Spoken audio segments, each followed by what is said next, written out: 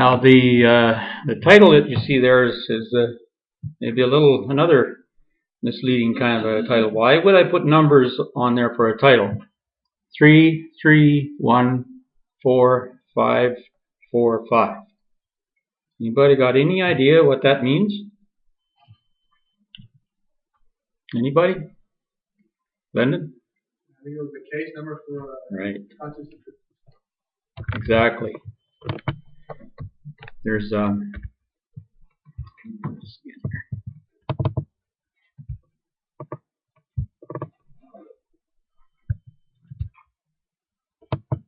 this is what I wanted. This is the we have a book probably in our libraries. It certainly is available. It's called Test Case for Canada 3314545. And it was the experiences of a Christadelphian conscientious objector in World War I. It's written by Brother Evans. It was about his dad, John Evans, and about his dad's experiences in World War I. And he was the Canadian test case for conscientious objectorship to conscription. So that's a little bit what that's all about. We talk about conscientious objection. To define that is one who objects on grounds of conscience, especially to military service. That's from the New Imperial Reference Dictionary, the definition there. And I might say that in beginning here too, that this presentation is not all mine. I've piggybacked somewhat on a standard presentation on this subject that was given by another Christadelphian group, but I have changed it a certain amount and tailored it for our specific use here.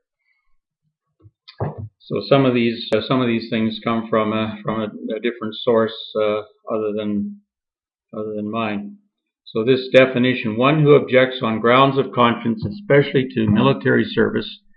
That definition from that dictionary, and it is talking about military exemption based on the International Covenant of Rights and Freedoms. This is really what is responsible for giving us this ability to have this conscientious objectorship status. And it specifically comes from Article 18. It's a little bit small there. I just did a photograph of this. And it's just number 2 there, saying no one shall be subject to coercion which would impair his freedom to have or to adopt a religion or belief of his choice. And there's other portions of that Article 18 which have to bear on that. And it seems a little vague, but that is the article upon which military exemption is based. A little bit more on our conscience. Our conscience is the measure of what we know to be the will of God, deciding what is right and wrong. Consequently, to us, the Bible is the only standard. And Paul wrote to the Colossians, said, whatsoever you do, do it heartily, as to the Lord, and not unto men, knowing that of the Lord ye shall receive the reward of the inheritance, for ye serve the Lord Christ. And as I go through this, I'm going to be focusing more on the references relating to this, where the history of Christadelphian conscription exemption is based, and where it's come from, and hopefully we can have a little bit of an insight as to where we should go. It's another subject again to go into the reasons why we believe as we do about this, and we'll touch on that a little bit, but we just do not have enough time to go into all of this. And Brother Gordon, when he asked me to do this, he says, I hope we can find enough material on this. But really, when I got looking at it, I think we could have had the whole weekend study on this. It's a lot of material for this. There are many reasons for objections to war. And, when you talk about conscientious objectors, There are many, but there are not too many that do it for the same reasons that we do. There are those who object to it politically. It doesn't meet their political views. There are many who object to it simply because they hate war. They do not believe in war. We're not pacifists. Christadelphians are not pacifists. We know that war is a tool of God, and he uses it to bring about his will. And so we're not against war in that sense. We are against it because of where we may be found actually fighting against the will of God, being on the wrong side. That's one of the reasons. Another reason is humanitarian compassion. Simply, we should not be killing anybody. It doesn't matter. And so for humanitarian grounds. And then, of course, there are the religious grounds for objections to war. And there are many. We can maybe just briefly just touch on this a little bit. We won't be able to go into all these slides on this, but I hate to go into this subject and not touch on that because it is really so important. First of all, Daniel records concerning the affairs of the nations in the world in accordance with the visions that he had seen.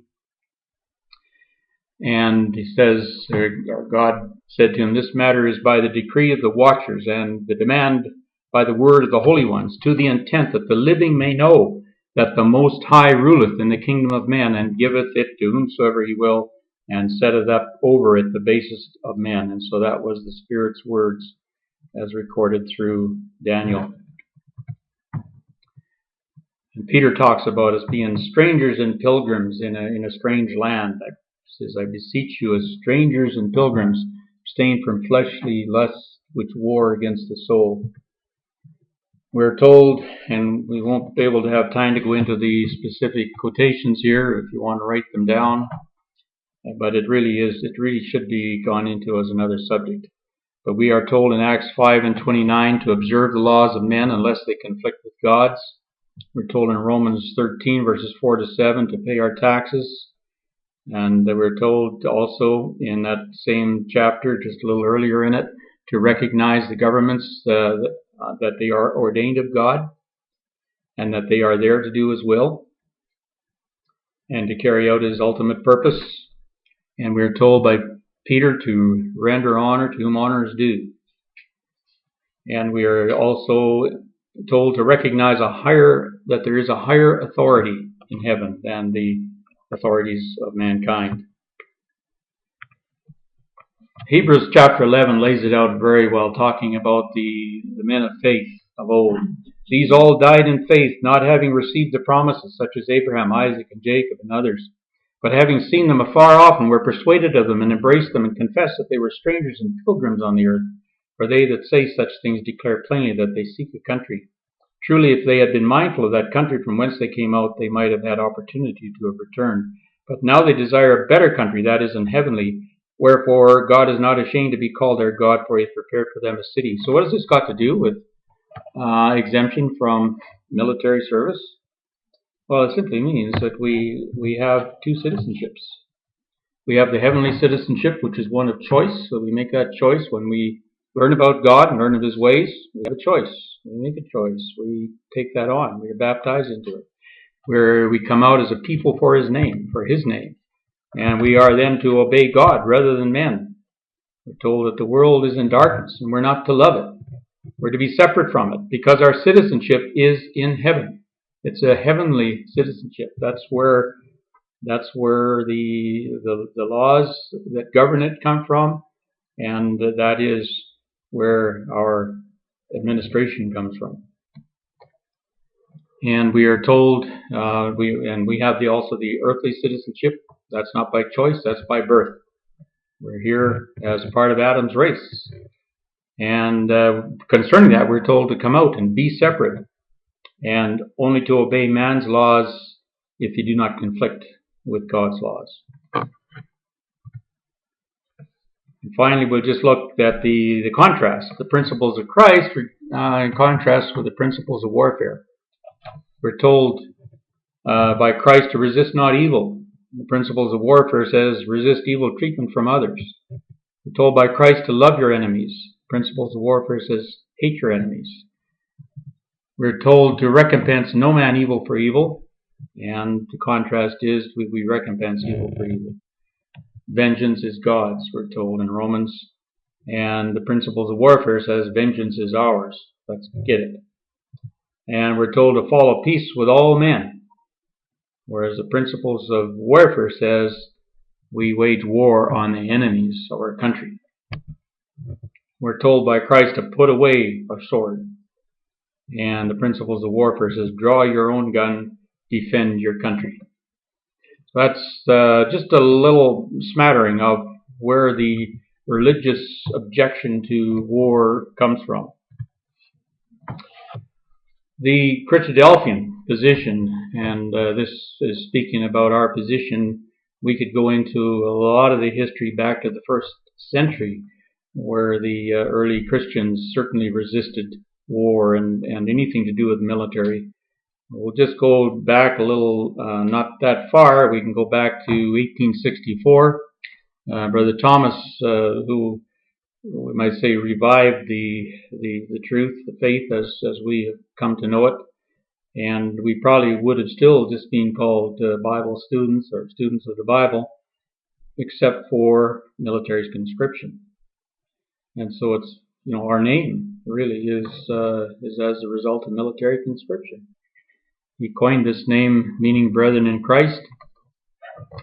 And this group could then be identified and recognized by the American authorities as a separate and distinct group that did not participate in military affairs.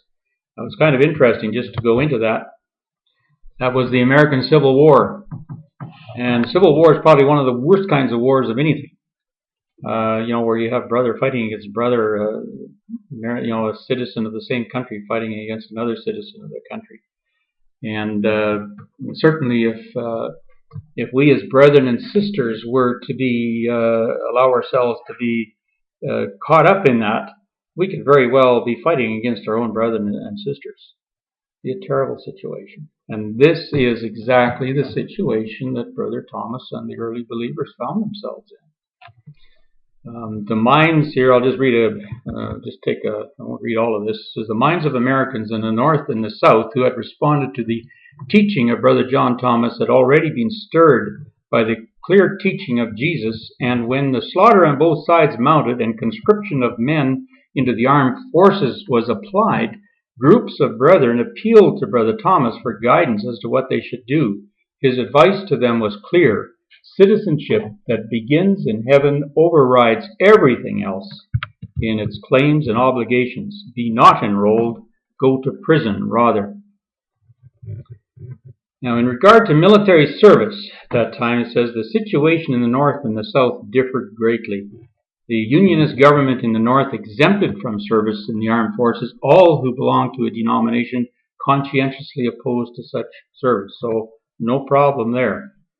Except they had to pay $300 or substitute, work in a hospital or some equivalent kind of work. As yet, however, the believers throughout America had not thought of themselves as a denomination, nor had they given themselves a distinctive name, so they really couldn't take advantage of that allowance, for all those who were a denomination to have that kind of exemption. So they appealed to their ever-ready Brother Thomas, who coined this word Christadelphian, meaning brethren in Christ. And he wrote to Brother Roberts, and it was documented.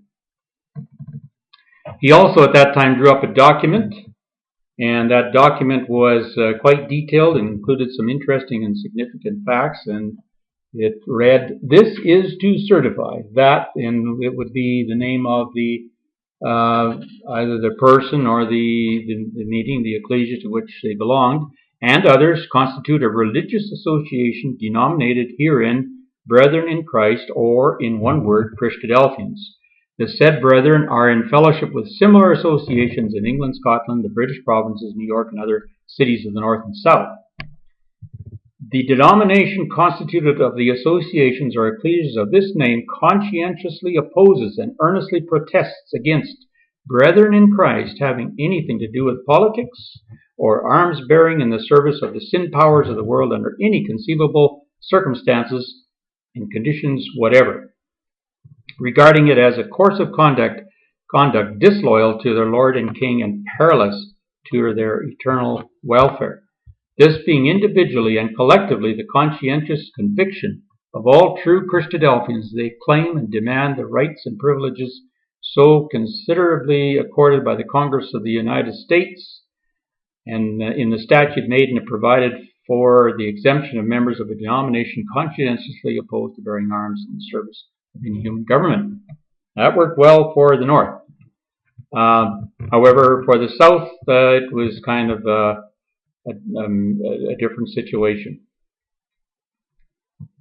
And so they discovered that the only person exempt from military service in the South was a minister of each church in their district. And so the brethren urgently requested Brother Thomas to advise them as to what they should do in the South. He suggested that they would have to convince the commander in their area that each of them was a minister of the gospel. The scripture on which they would base their claim was 1 Peter 2:9, which states, "Ye are an elect race, a royal priesthood, a holy nation, a people for God's own possession, that ye may show forth the excellence or virtues of him who called you out of darkness into his marvelous light." And he offered to represent the 10 brethren before the commander at the military headquarters, and they arrived there, and he was introduced as Brother Thomas of New York to Colonel Napier. And he says, "Ain't you afraid to come among us?" Brother Thomas replied he wasn't afraid, as he did not belong to the North or the South. So the claim that the 10 brethren were entitled to exemption as ministers of the gospel caused this colonel to exclaim, "10 ministers in one church? That's the most extraordinary church I've ever heard of." Brother Thomas replied, "It's the only one of its kind in Kentucky." So as a result of the long discussion that he had with Colonel Napier, the adjutant was instructed to endorse each of the 10 certificates brought on behalf of the brethren, and it said that this is to certify, and again it would be the person's name, has given satisfactory proof that he is as described within, therefore is exempt from military service. And that's how they got through that. And that's where pretty much where, and we need to know this. This is the point. We need to know this history. If we are before a tribunal, or our young people are before a tribunal, they need to know this to show that there is a consistent thread from that time down to this, and even before that time, really. But it's really important to know this stuff. Then we have the Canadian Christadelphian Standing Committee, and this is kind of a lifeline. We really haven't thought about it too much because, we haven't really thought about this subject at all much lately.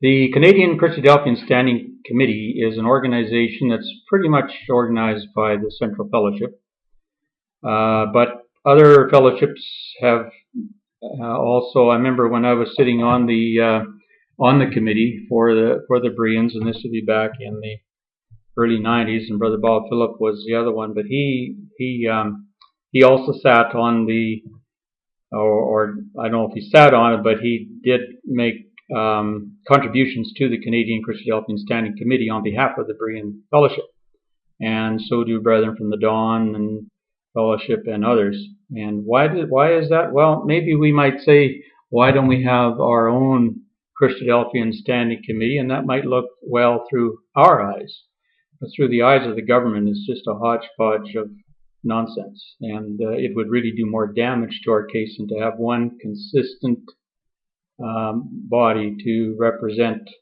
all Christadelphians that are going for military exemption.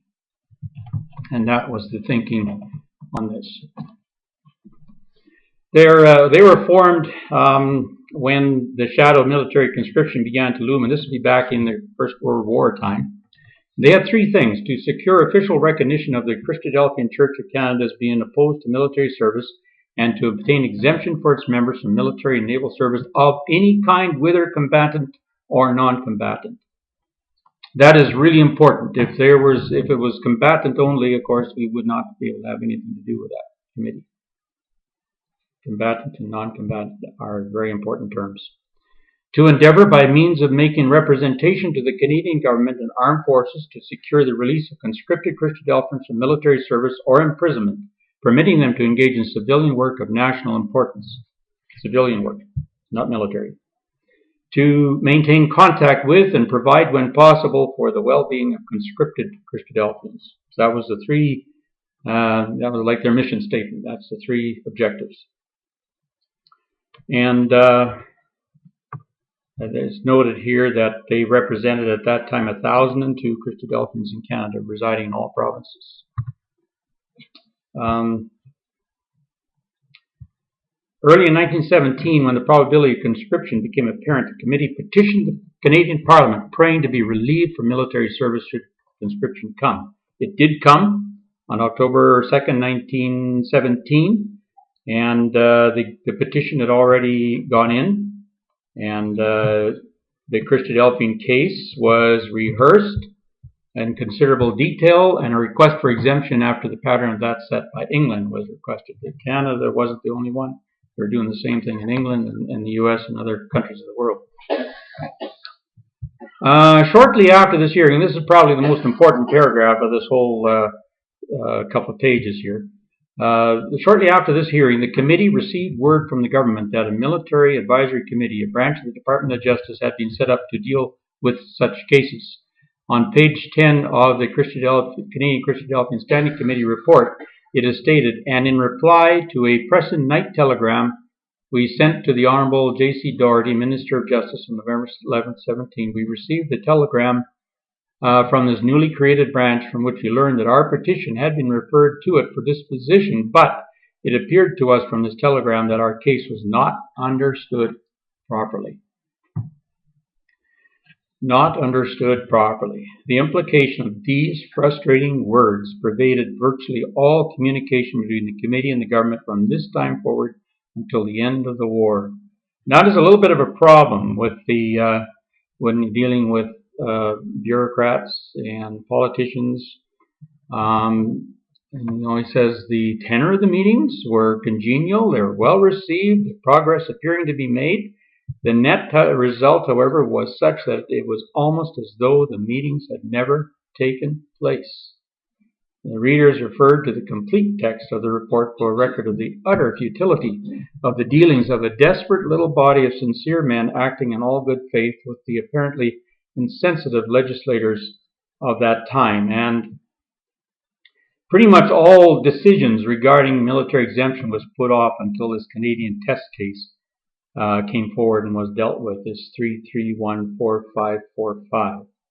It's a really very, very interesting read. I'd recommend it even for a Sunday school class as a part of a course to just take the book and read it. It's very interesting.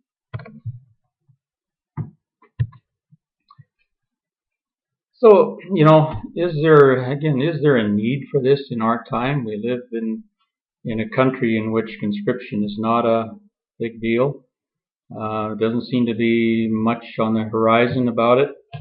There's a lot of countries in that same, so, is there a need for any kind of urgency on this?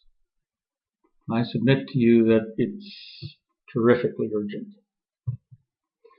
If we look at Canada's role throughout the world well, it goes back to 1964, 1948 actually, in all those countries, Bosnia, Cyprus, Golan Heights, Haiti, Afghanistan, and looming on the horizon is Syria and Iran.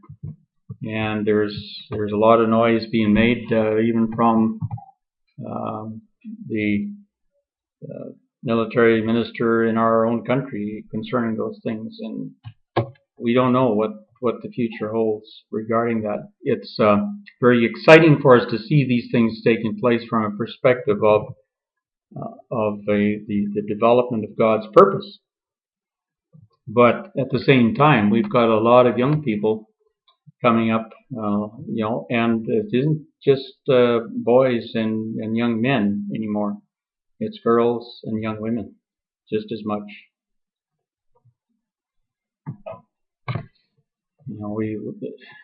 there's just so much on this. Andy Walton's weekly submission on these things shows us where the world events are going in relation to these things, and it's really, like I say, on one hand it's very encouraging, and on another, when we think about where the country in which we live in, the direction they may take on these things before the call comes to go to Sinai, it also causes us some great degree of urgency. So you can just go through these headlines, and the noise that the U.S. and Canada is making on these things, and in their support of Israel, would cause us to think that it's very possible that conscription could come. This is the current picture of conscription in the world today. Now, the green is where there are no armed forces, and there's not too many countries. It shows Greenland up there. No armed forces. The blue is where there's no enforced conscription. There is conscription, but I guess maybe when I'm just using the term conscription, I should be qualifying that. We're talking about enforced conscription. So the blues there are where there's no enforced conscription. And it's interesting that there's a lot of, the red is conscription. And so you look at the contrast between the blues and the reds, and it's interesting, for those of us who are involved, and really I guess we all are, but I'm thinking of my colleagues here on the committee for the BCF who are involved in the truth in Nigeria and in Kenya and Tanzania and Uganda right now. They're all so far free of conscription. However, I think it's really incumbent on us to also encourage them to be thinking along these lines as well, and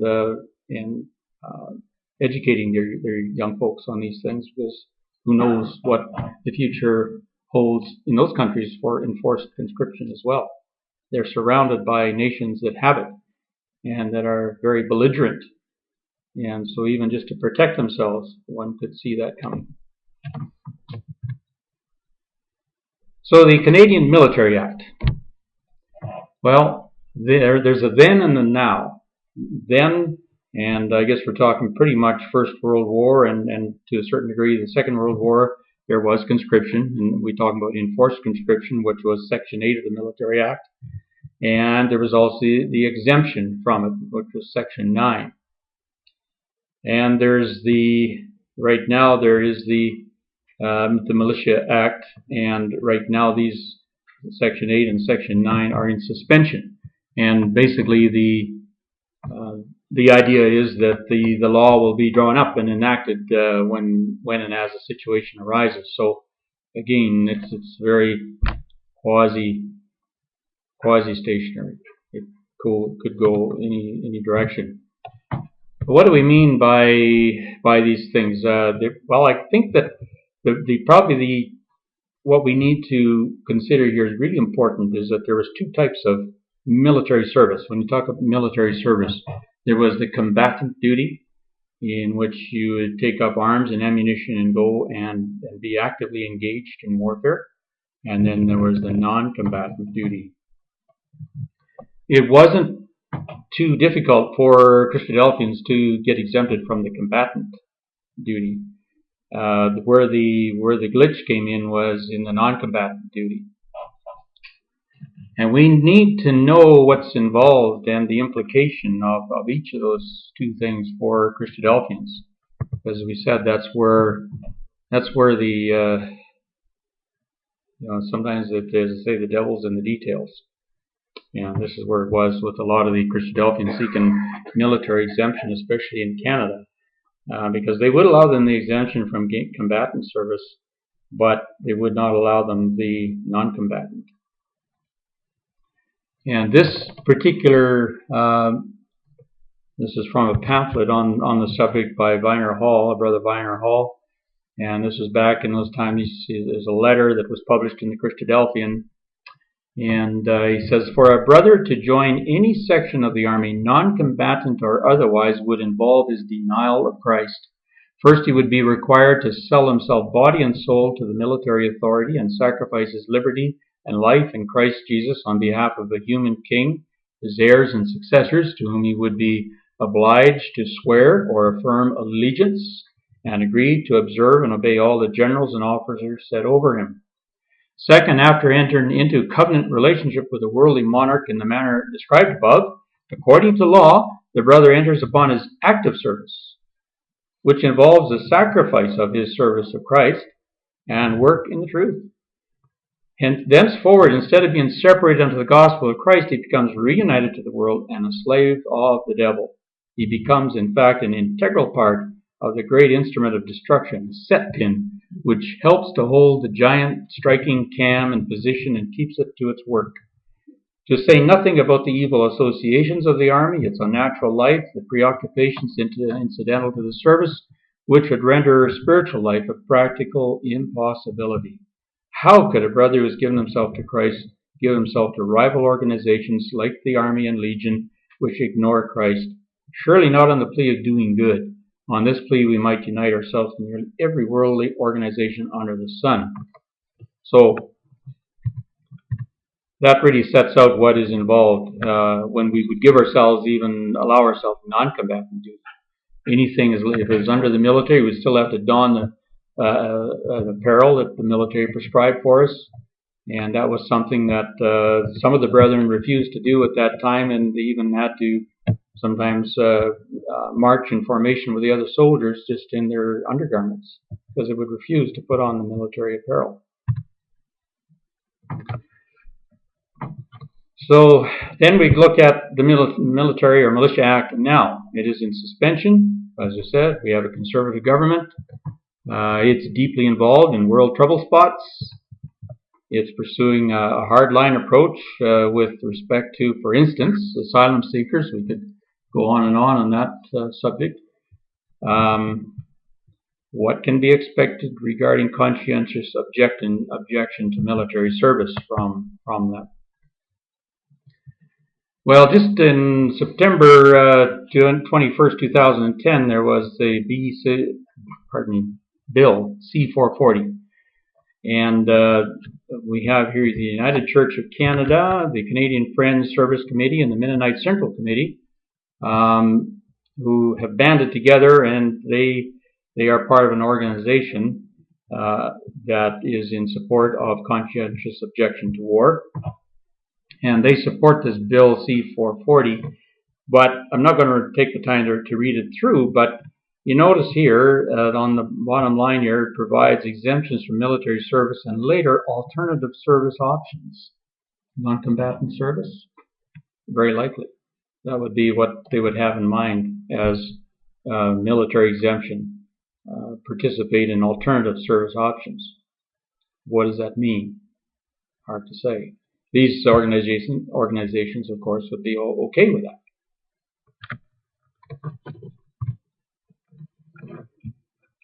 Here's a statement from this book, Test Case for Canada. They believe that many major events in world history and their effect, this is the they, who is the they? It's Christadelphians. I believe that many major events in world history and their effect upon the nation of Israel have been foretold in Bible prophecy, which has been recorded by divine inspiration for the guidance of the believer. Under these conditions, they feel it is both foolish, futile, and contrary to the divine will for them to attempt to play a part in the direction of political events on any scale whatsoever, whether international, national, or within the communities where they dwell. So they refuse to engage in any form of violence deemed to force the trend of events in a particular direction.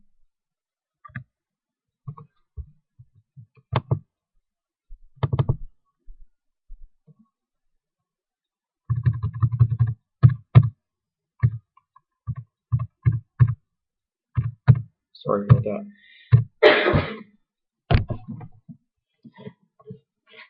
I'm a little bit trigger happy here. Christadelphians versus military service. Well, this goes back to a little bit like the statement we read out before. Why are we exempt or requesting exemption? Because We regard ourselves as citizens of the kingdom of heaven, therefore do not recognize any national distinction of the church. We do not demand citizenship in any other kingdom. We can accept right and privilege extended to us by the government of the country in which we reside, if such acceptance and exercise of rights and privilege do not conflict with the commands of the Lord Jesus Christ. And as the exercise of the franchise of a Canadian citizen has been interpreted by the Dominion government authorities inseparable from the responsibilities of citizenship in Canada, we cannot vote.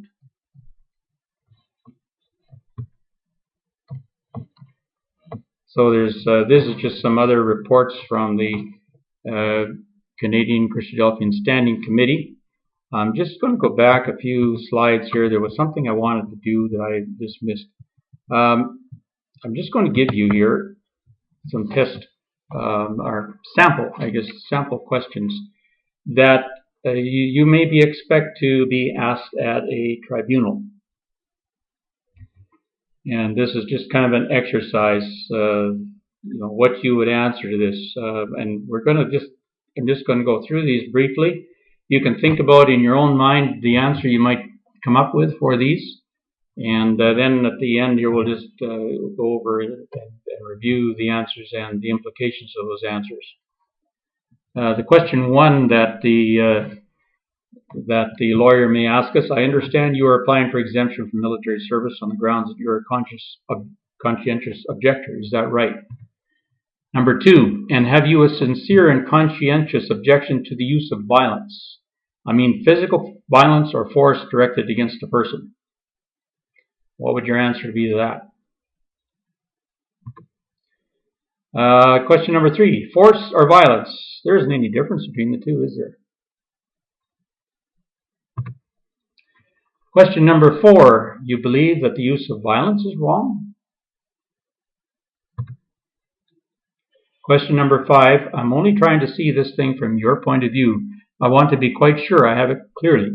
Do I understand from you that you personally have a conscientious objection to the use of violence against a human being under any circumstances? Question number six, and under no circumstances would you feel you were doing right in using violence against a human being? Question number seven, do you believe the Bible is the inspired Word of God? Question number eight, was Solomon inspired when he wrote Proverbs? Question number nine, doesn't Solomon say, spare the rod and spoil the child? Please answer yes or no. Question number 10, do you think it wrong to use necessary force to restrain a delirious or insane person from injuring themselves or others? These questions were taken from an actual tribunal. Question number 11, and if in using such force you killed or injured the insane person, you would not feel you had been guilty of sin? Again, please answer yes or no. Question number 12, and I take it that you would not consider it wrong for anyone who is attempting to rescue someone who is drowning to use violence in order to effect the rescue. Sometimes because of the psychological effect that drowning has on a drowning person, it is almost necessary to knock them out in order to rescue them because they're fighting so hard. They pull you down with them. That's kind of where their lawyer is coming from on that, I would think. The questions go on. It goes on to about number 49 under this type A questions. Usually, if you can get these first 12 correct, they will drop it at that point. But if you miss the cue on any one of them, you're probably going to go the whole 49 and maybe have a tough time showing that you are that you should be exempt from non-combatant service. The other type B questions, there's a lot more of those, but again, if you can get the first 12 or 16 correct, you wouldn't have to go on, I think, to it was 148. So it's pretty important to get it right out of the gate. Question number 1, do I understand you to say that you have a conscientious objection to military service? Question number 2, can you tell me what the word conscience means? Can you define the word? Question number 3, upon what authority do you base that definition? Number 4, tell me then, upon what grounds do you base your decision that military service is immoral? Number 5, did not God command the Israelites to fight and destroy the nations who were wicked? And did the Israelites do wrong when they destroyed these nations, the Amalekites, the Hittites, the Perizzites, and so on? What was the reason God gave for the destruction of those nations by the Israelites? And you agree that the Apostle Peter was carrying a sword when Christ was arrested, and that he used it in Christ's defense. Did Peter do wrong on that occasion? Where do you find in Scriptures a statement that Peter did wrong, either in carrying a sword or using it? Did not Christ on one occasion say, I came not to send peace, but a sword? And again on another occasion, did he not say, he that hath no sword, let him sell his garments and buy one? Do you know anything of Paul's epistles? To whom did Paul address his epistles? As for the example in Romans 1:7, to all that be in Rome, beloved of God, called saints. Paul and Timotheus unto the church of God at Corinth, with all the saints which are in Achaia. Who are the saints to whom Paul wrote? Do you know? Would you describe yourself as one of such people? And about there, if you got those questions right, according to what they would deem the right answers, they wouldn't go on any further. You would have proved your case. We'll come back to that. So I'm just going to go on here a little further. And these are the essentials in the armor of a conscientious objector. Really important. First, to build up a character based upon the Christ law, which will be above reproach or question, as a testimony that you have truly learned of Christ, whose law you will appeal to. These things have to be consistent and have to be able to be consistently shown through your life. Second, make sure and certain by knowledge that you understand the scriptural grounds fully, which form the basis of your stand against civil and military service where the oath of allegiance to any but God is involved. The problem of inconsistency, if there's any violation of government's laws, speeding, parking tickets, so on. Violent activities, do you participate in any kind of sports or leisure activities that are connected with violence? Participation in elections, lack of attendance at your meetings, Sunday school, attendance at clubs and associations, your place of employment, if it's anything to do with manufacture of anything to do with violence, violent games. The whole idea again of games these days comes into that arena. A lot of the games that are online and computer games are violent games. And if it can be shown that you have a love for those things, it could go against you in a tribunal. At the time of the funeral of this Brother John Evans, who was the subject of test case 3314545, Brother McPhee officiated at that. And these were his words. He says, "We have come to a time," and this wasn't very long ago. I think I just forget there it is, 1971. It wasn't that long ago when this Brother John Evans died. He says, "We have come to a time when moral issues which should be straightforward and clear-cut have been blurred with psychological considerations, modernization of morality, situation ethics, and a great variety of philosophies. When John Evans was approaching manhood, the issues were still being set forth in stark relief. The fact of God was accepted. Men and women made a choice to be on God's side or not to be. John chose to be on God's side. He chose, as did Joshua and his family, to serve the Lord." So, what should we be doing? What is the direction we should be taking on this? I would submit as a suggestion that the military conscientious objection committee for each country in which Bereans are present be reorganized. If it isn't, I'm not aware of its status in other. I know that in Canada, it's virtually non-existent at the present time since the last division. Encourage ecclesias to appoint military representatives for that committee. Organize the military conscientious objective course for Sunday school classes. It could be a course such as, like I said, reading this book through and studying it. Or it could be something like taking this guide here from, this was in the, I think the 1982 Christadelphian, what should be done, how you need to do this. Prove your claim for exemption. Also prove your Christadelphian. Prove your religious convictions. And it goes through these in a format for which it would help you through a tribunal should one arise. It's a great exercise. Know the Christadelphian's position in relation to military affairs and be able to prove it. Be able to do it, even memorizing those scriptures that support that. And know what our duty is to the government, and use that as a guide for a Sunday school class, and even a study class wouldn't hurt. And actually, I said that was the 1982 Christadelphian. That was the committee in 1917 put that out.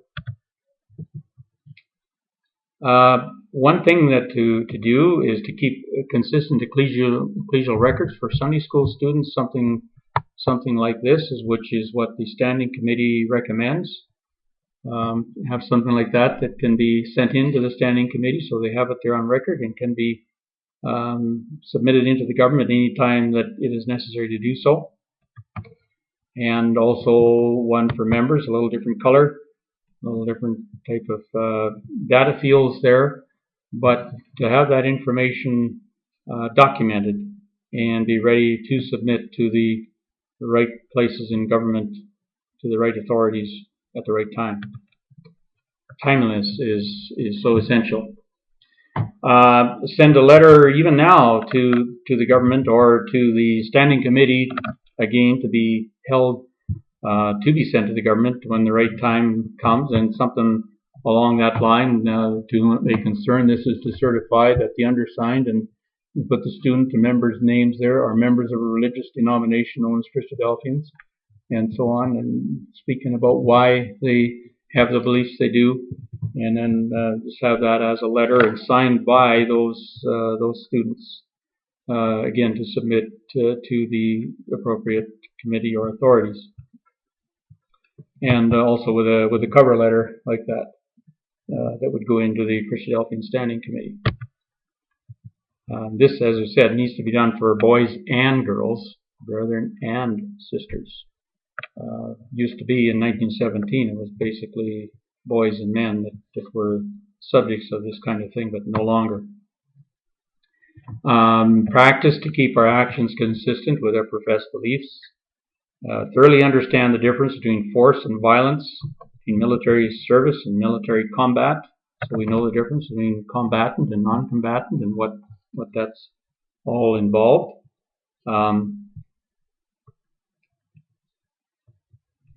We'll just revisit these a little bit here, and we'll just look at the answers.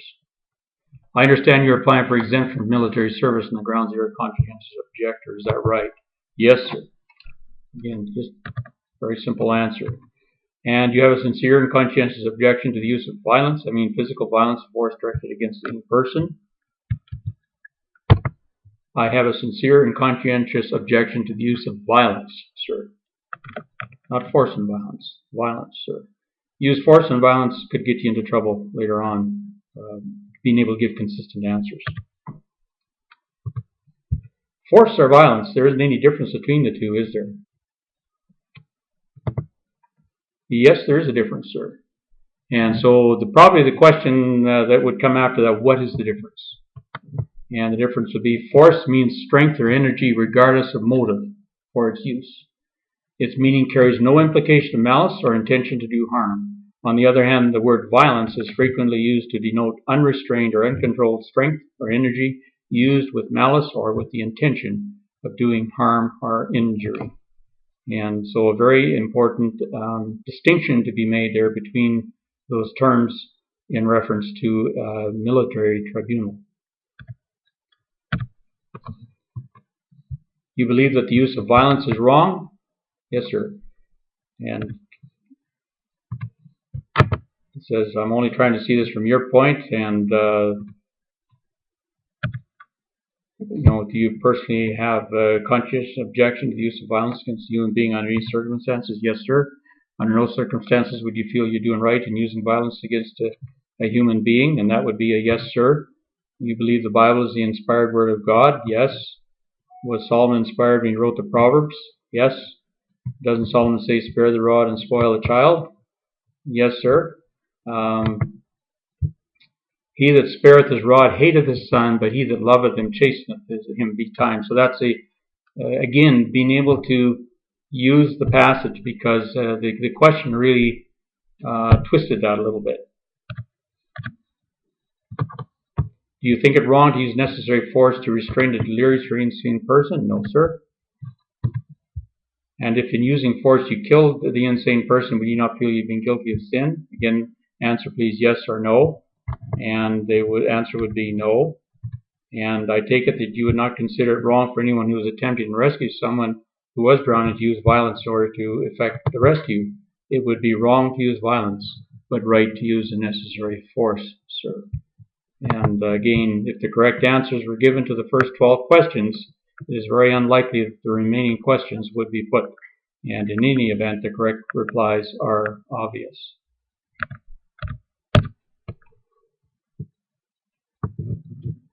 And the other one, the type B questions, you have a conscientious objection would be a yes. Can you tell me what the word conscience means? Can you define the word? And this is something we would have to have right on the tip of our tongues. Conscience is that faculty of the intelligence by which we decide the moral quality of our thoughts, words, or actions, sir. Upon what authority do you base that definition? And it would be upon the authority of the Bible. Tell me then, upon what grounds do you base your decision that military service is immoral? Upon the grounds, sir, that Christ forbids his followers to use violence or resist evil with evil. He commands his followers to return only good for evil. Did not God command the Israelites to fight and destroy the nations who were wicked? Yes, sir. And did the Israelites do wrong when they destroyed these nations? No, sir. On the contrary, they did wrong when they failed to do so. What was the reason God gave of the destruction of those nations? Well, it was because of their wickedness. And you agree that the Apostle Peter was carrying a sword when Christ was arrested? Yes. Did Peter do wrong on that occasion? He acted without orders, sir. And Christ, by a miracle, immediately healed the wound by which Peter had inflicted, thus undoing Peter's act and thereby indicating that Peter had acted in a manner not in accordance with Christ's wishes. So that would get the answers then to some of the following questions, and it would very quickly wind down to give all these correct answers for the tribunal, where there would be no more questions asked. We would need to finally, and end up here, we would need to review and renew the military conscientious objector status petitions. I know that the Richard Ecclesia had a petition. I've been looking for it, but I haven't been able to find it. It might be in some other records. This was a letter of Brother Bob Phillip to me back in 1991. And his letter says here, I've written Brother Arthur asking if he would consider taking on the chairmanship of the military committee. I have not had a reply yet, but we'll let you know. Thank you for the copies of the petition written in 1967. There are many good points in it. Brother Baines of the Dawn has sent me a copy of their petition. So there was a petition from the Richard Ecclesia that went out in 1967, and I've not been able to come at it yet, but we'll keep looking. I have a bunch of records I know that I took to the farm. I'll have to look through them. A petition, a sample petition was in the 1916 Christadelphian, And this is the kind of thing, if we needed to do another one, would be patterned after.